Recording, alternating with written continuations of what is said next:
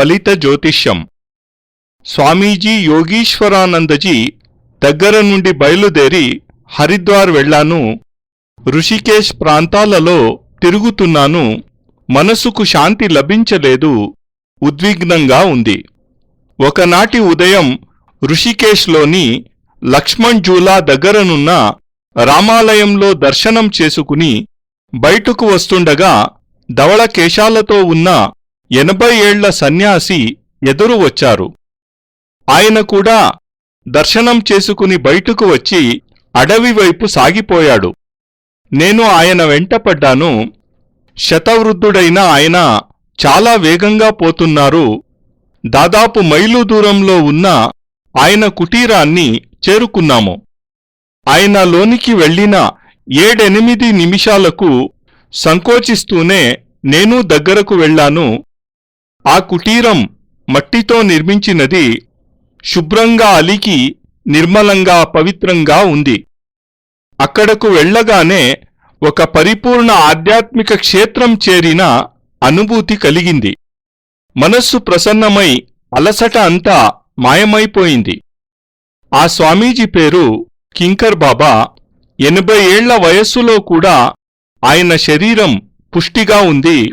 ఒక్క పన్ను కూడా ఊడిపోలేదు. కన్నులలో తళుకు ఉంది. ఆయనకు నా జీవిత లక్ష్యాన్ని నివేదించాను.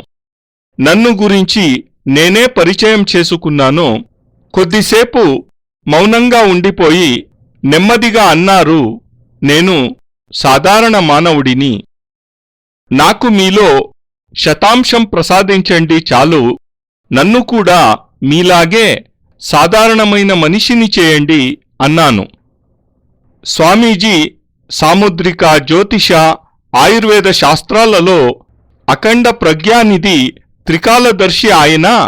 సాధారణ వేషభూషలు, జీవనం, ప్రవర్తన చూసిన వారెవరికీ ఆయనలో అగాధమైన జ్యోతిష సాగరం పొంగలెత్తుతోందనే అనుమానం కూడా కలుగదు.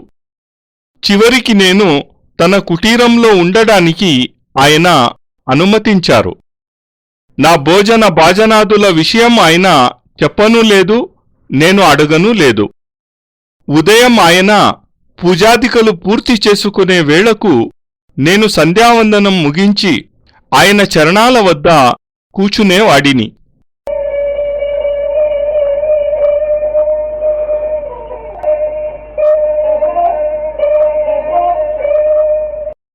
భారతీయ జ్యోతిషానికి సంబంధించిన వేలాది శ్లోకాలు ఆయనకు కంఠస్థాలు.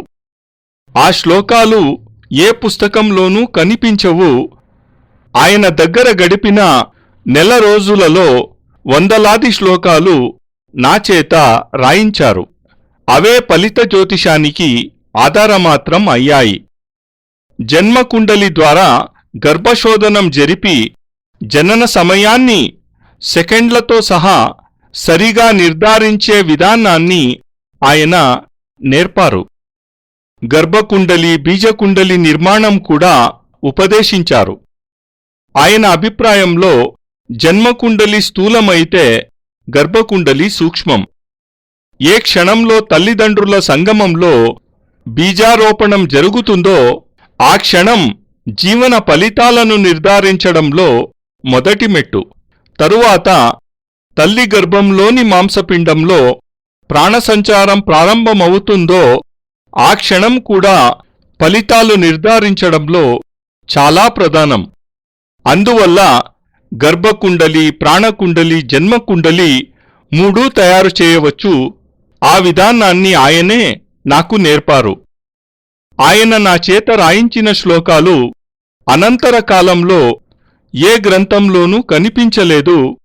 వాటిలోని ఒక్కొక్క శ్లోకము భవిష్య ఫలితాలు నిర్ధారించడంలో అపార విజ్ఞానాన్ని పొడుగుకొన్నవి.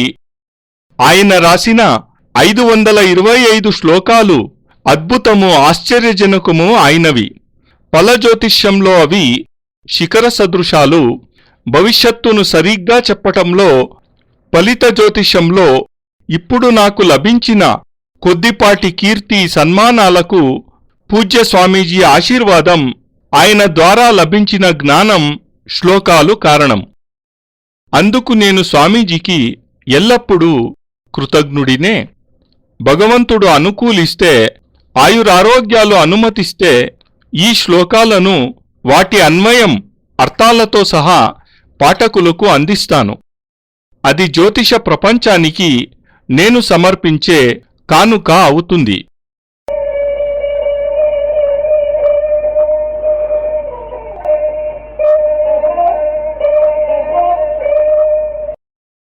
స్వామీజీ దగ్గర సాముద్రికానికి అంటే హస్తరేఖ విజ్ఞానానికి సంబంధించిన అపార భాండాగారం ఉంది. చేతిలోని అతి చిన్న రేఖకు కూడా పేరు ఆయన దగ్గర ఉంది. ఆయా రేఖల పరస్పర సంయోగం వల్ల ఏర్పడే యోగాల పేర్లు ఉన్నాయి. ఆయన దగ్గర మరొక అద్భుత విద్య ఉంది. చేతివేళ్లలోని మధ్యవేలు ఆధారంగా జనన సమయాన్ని నిర్ధారించి చెప్పటం, అక్షాంశ దేశాంతరాల ఆధారంగా జన్మస్థానాన్ని చెప్పటంలో ఆయన నిధి. ఆ విద్య ఆయన పరమవాత్సల్యంతో నాకు నేర్పారు.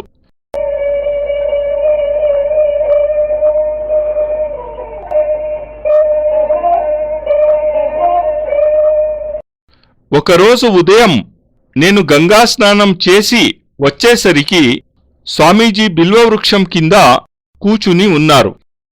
ఆయన గళం నుండి సౌందర్యలహరి శ్లోకాలు మధురంగా వెలుపడి వాతావరణాన్ని మనోహరం చేస్తున్నాయి.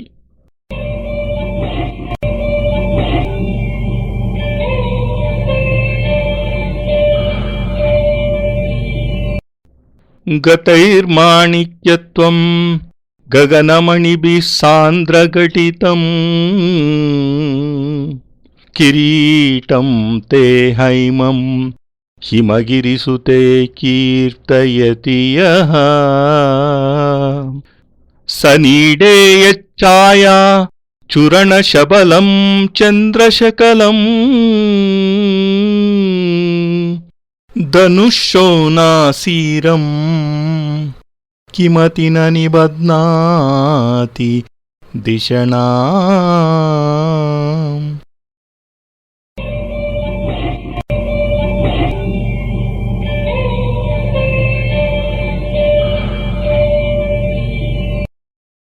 దునోతుద్వాంతం నస్తులితదలితేందీవరవనం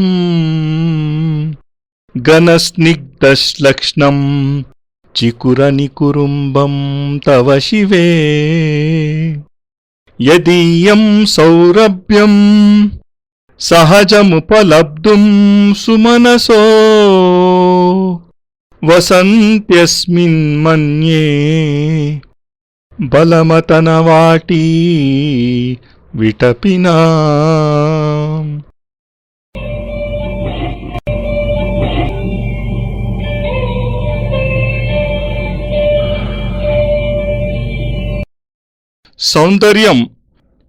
సౌందర్యం అనేది జీవనంలోని పూర్ణత్వం, ఉత్సాహం.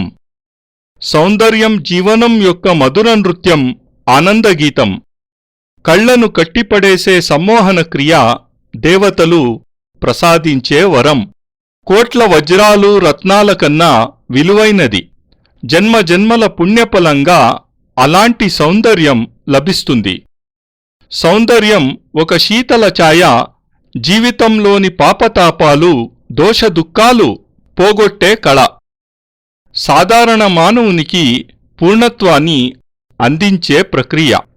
సౌందర్యం కన్నా విలువైనది ఈ భూతలంపై మరొకటి లేదు.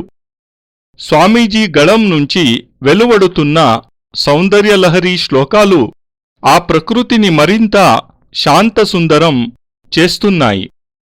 అలాంటి ప్రశాంత మధుర వాతావరణంలో అంతటి మధుర పాఠాన్ని వినటం భాగ్యశాలురకే దక్కే వరం.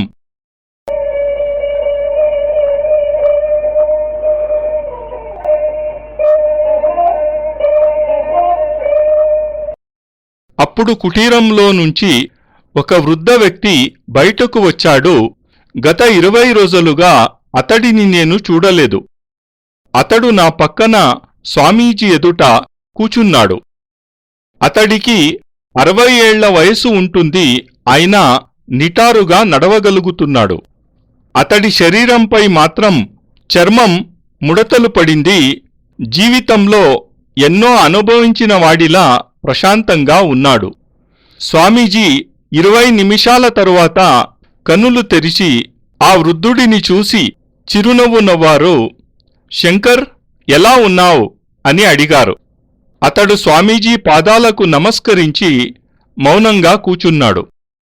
8 ఏళ్ల తరువాత కనిపించావు, అంత ముసిలివాడివై పోయావేమిటి? ముఖం మీద ముడతలు ఎలా వచ్చాయి?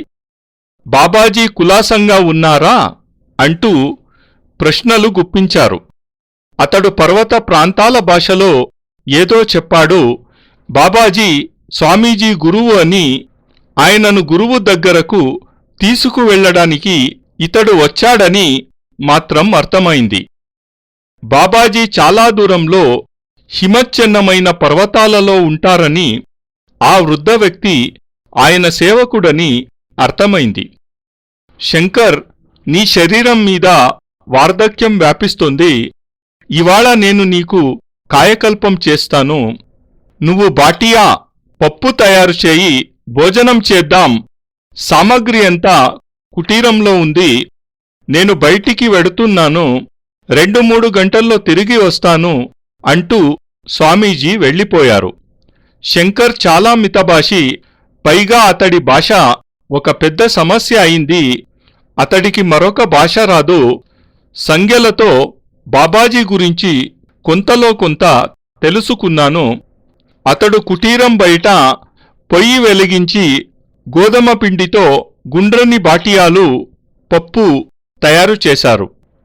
11:30కల్లా స్వామీజీ తిరిగి వచ్చారు. ఆయన చేతిలో 10 అంగుళాల అడవి ముక్క వేరు లాంటిది ఉంది. ముగ్గురికి భోజనం వడ్డించాడు శంకర్. శంకర్ కోసం పప్పు నింపిన చిన్న పాత్రలో స్వామీజీ ఆ అడవి మొక్క వేరుతో కలపటం మొదలుపెట్టారు. ఆ వేడి పప్పులో ఆ వేరు కరిగిపోయి కలిసిపోతోంది.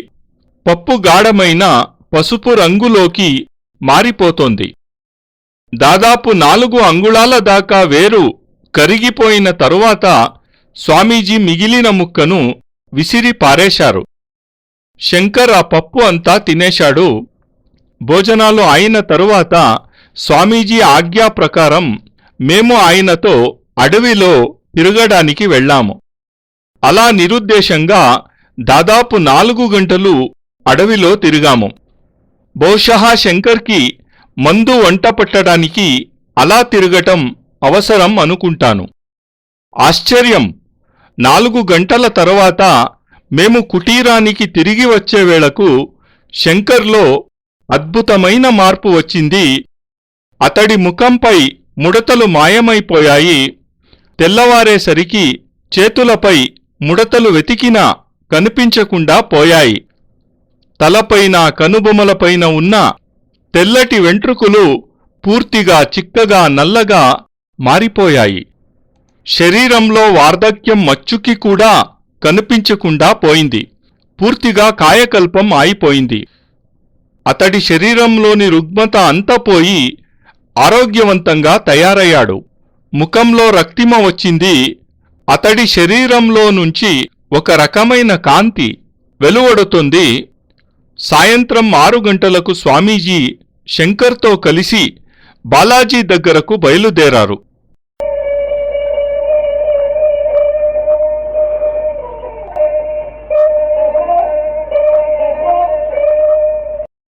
నేను ఇంకా 3-4 నెలలు ఆయన దగ్గర ఉండాలనుకున్నాను. కాని గురూజీ అనుమతి లేకుండా నిన్ను కూడా తీసుకుని వెళ్ళలేను అని ఆయన చెప్పేశారు. ఆయన వెళ్ళిపోయారు. నేను ఒంటరిగా మిగిలిపోయాను. ఆయన చేసిన కాయకల్ప ప్రయోగం అద్భుతమైనది. మిగిలిపోయిన వేరుముక్కను ఆయన విసిరివేశారు కదా, దానికోసం ఎంతగానో వెతికాను, దొరకలేదు. అలా అని దానిని ఆయన ఎంతో దూరం కూడా పారేయలేదు. అయినా అది దొరకలేదు. అదృష్టం లేకపోతే ఏదీ లభించదు కదా. ఆ ముక్కు నాకు దొరకలేదు.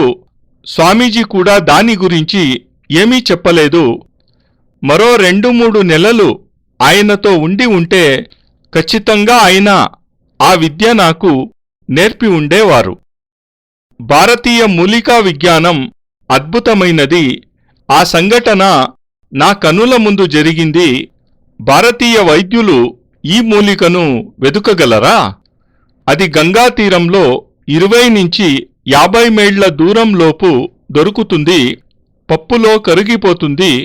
ఆ పప్పు గాఢమైన పసుపు రంగులోకి మారిపోతుంది. అయితే ఇవన్నీ ఆ మూలికకు సంకేతాలు మాత్రమే. ఈ విద్య నాకు లభించి ఉంటే పోనీండి, ఆయన నాకు ప్రసాదించిన జ్యోతిష్య సాముద్రిక శాస్త్రజ్ఞానం మాత్రం ఇతరత్రా అలభ్యమైనది. నా శరీరంలోని ప్రతి అణువు ఆయనకు కృతజ్ఞమై ఉంటుంది.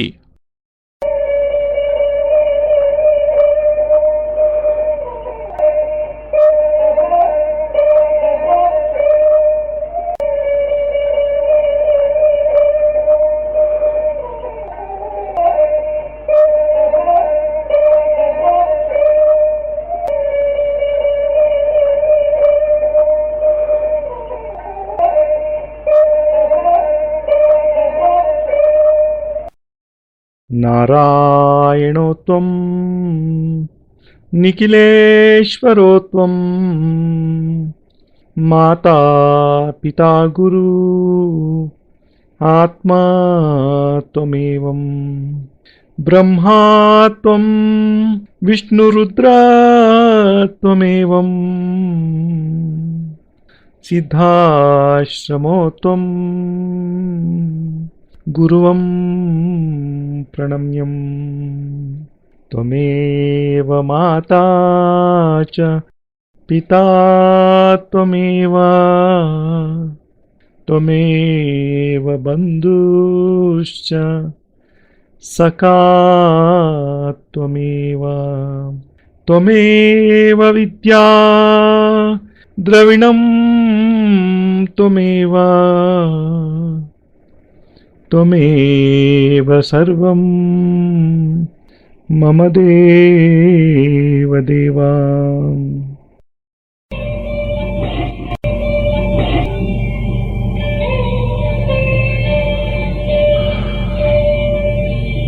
త్వదీయం వస్తు నిఖిలం తుభ్యమేవం సమర్పయేత్. జై గురుదేవ్.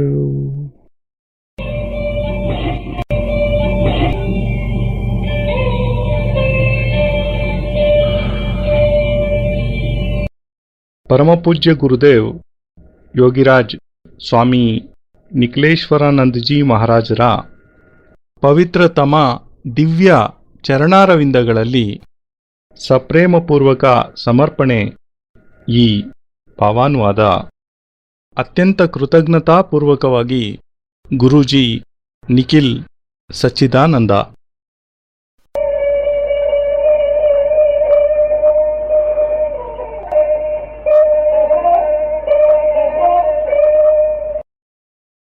ಜೈ ಗುರುದೇವ್.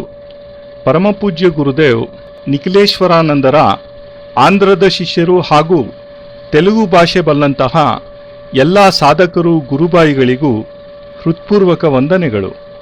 ಪರಮಪೂಜ್ಯ ಗುರುದೇವರ ದಿವ್ಯ ಸಂದೇಶವನ್ನು ತೆಲುಗು ಭಾಷೆಯಲ್ಲಿ ನೀಡಲು ಕನ್ನಡಿಗನಾದ ನಾನು ಮಾಡುತ್ತಿರುವ ಈ ಕಿರು ಪ್ರಯತ್ನಕ್ಕೆ ಸಮ್ಮತಿ ಹಾಗೂ ಸಹಕಾರ ನೀಡಿ ಪ್ರೋತ್ಸಾಹಿಸುತ್ತಿರುವ ಪರಮಪೂಜ್ಯ ಗುರುದೇವರ ಅಚ್ಚುಮೆಚ್ಚಿನ ಶಿಷ್ಯರಾದ ಬ್ರಹ್ಮರ್ಷಿ ಪೂಜ್ಯ ಶ್ರೀ ಅನಿಲ್ ಕುಮಾರ್ ಜೋಶಿಜಿಯವರಿಗೆ ಹೃತ್ಪೂರ್ವಕ ಅನಂತಾನಂತ ವಂದನೆಗಳನ್ನು ಸಲ್ಲಿಸುತ್ತಿದ್ದೇನೆ. ಪೂಜ್ಯ ಶ್ರೀ ಗುರೂಜಿ ಅನಿಲ್ ಜೋಶಿಜಿಯವರ ಆಪ್ತ ಶಿಷ್ಯರಾದ ವೆಂಕಟರಮಣ ಮೂರ್ತಿಜಿಯವರ ಸ್ನೇಹಪೂರ್ವಕ ಸಹಕಾರ ಮತ್ತು ಪ್ರೋತ್ಸಾಹಕ್ಕೆ ನಾನು ಚಿರಋಣಿಯಾಗಿದ್ದೇನೆ.